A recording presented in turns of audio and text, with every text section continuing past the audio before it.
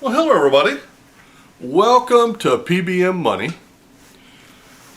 Well, today is a video that is going to be painful for me, and I'm going to call it Property Management 101 because I just got rid of the tenant from hell in our ministry's house, and I made the decision to rent to this guy. Now, to make it worse, my degree is in business. My minor is in real estate. So if anybody on this planet should know, it should be me. And he caught me at for him, the right time. He told me the right story, and he got in there and stopped paying, and COVID hit, and for 13 months he lived in my place rent-free. By the way, one of the benefits of living in a blue state. Okay, so I knew these before I rented to this guy, and I broke every one of them. And the first one is set guidelines and do not vary. The rent was $800 for this little house. And I rented to him in November. Now, November in Illinois is cold. Nobody moves in November. You're getting ready to come up on the holidays. I knew if I didn't rent it in November, I was going to be stuck until March. Hindsight says, and it's hard when you're in the middle of it, but hindsight says I should have waited until March, ate the rent, and found a decent tenant in March. Because November, December, January, February, nobody in the north moves. They just don't. It's too cold, it's the middle of school, too much, so. So he caught me at a bad time. So, just like with any business, if you're underfunded, you're vulnerable. And tenants, especially con men, know that. Do a background check. I did not do a background check on this guy. I knew he was trouble, and I just didn't want to know how bad of trouble. But I lowered. Here's what I did. I lowered the rent for him. I insisted on the security deposit and the non-refundable pet deposit for the carpet, but I also knocked off the monthly fee for his pets. So he should have been paying $875. He was paying $700. Is basically what it boils down to.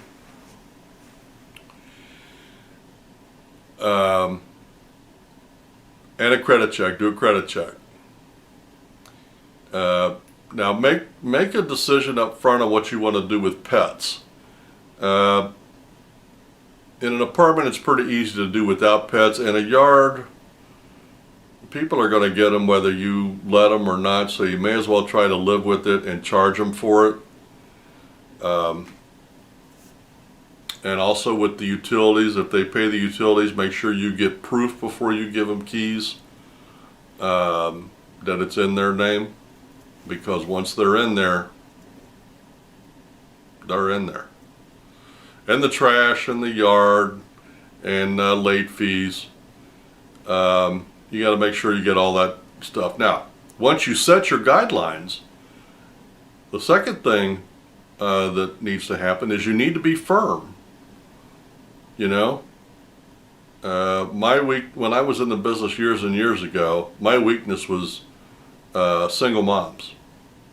I would fall for their line every single time, and every single time I got screwed. So if the rent is $775, then stick to it. You know, if they say my budget only allows me $700, then I need to ask them, why are you here? The rent is very plainly advertised, $775. We're not negotiating.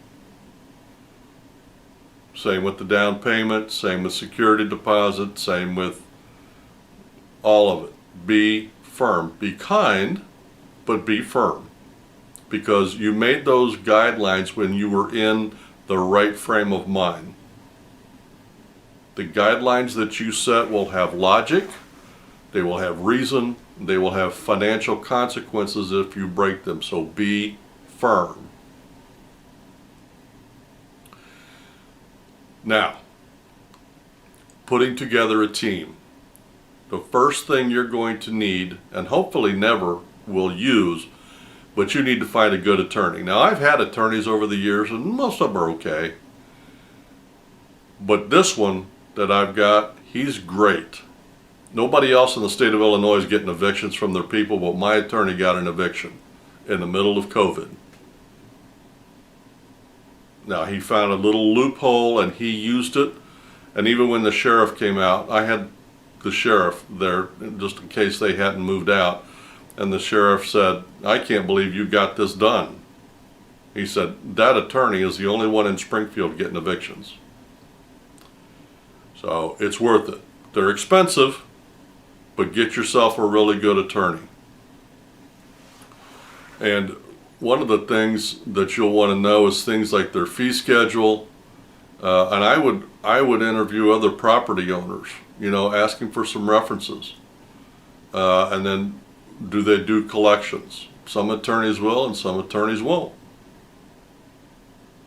It's no big deal if they don't. All you do is just use him for the eviction and then turn whatever the money the people owe you over to a collection agency and let them go after him. That's not a big deal. But find yourself a good attorney. Then you're going to need to find a maintenance guy that's available 24/7.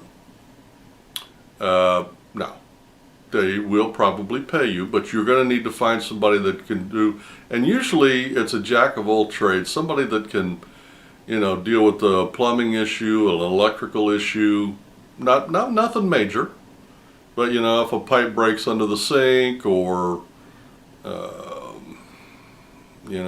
something happens with an outlet in the house, somebody that can go in there and take care of those problems for you, or you can do it yourself, but I'm trying to eliminate some of the headaches. I'm not interested in making a lot of money on this deal. It's a long-term thing is what I'm looking at, and as long as it pays the bills and I can put a little bit back for emergencies, I'm okay. Find yourself a painter and or a cleaner, because you're gonna have to have somebody clean the apartment when they're done, and paint the apartment. And if there's a yard involved, check around to get somebody to do your yard. Putting together a good staff will always pay off in the long run.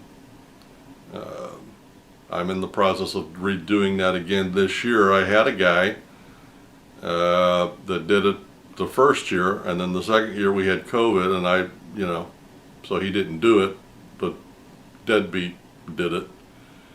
But now he's gone, so I went back to get that guy, and I can't get a hold of him, and he's not contacting me, and so now I'm trying to find somebody.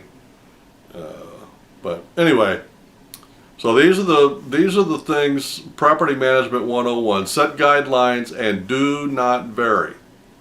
And be firm with all of the decisions that you have made. Be firm because you were in the right state of mind when you made those choices and made those guidelines. Don't change them in the heat of the moment. Be prepared to hold the property through the winter or 6 months. Then when you put together a good team, once they're in there, you need to find the appropriate people and start with a great attorney. And then, if you need a yard person and a maintenance guy and a painter and a cleaner, if you can't get somebody on retainer, then, go to Craigslist and find somebody and work out a deal with them, because there's all kinds of people looking for work right now. So, Property Management 101, I broke almost every one of those and I paid for it. God watched over me and made sure that we didn't lose the house and lose our shirt, but we also made no money because I made poor choices. I'm not proud of it, but hopefully you can learn from my mistakes. So if you're going to be in the landlording business, watch this video again and take notes. And I'm going to call it Property Management 101. I am not a property manager. I am not a licensed realtor.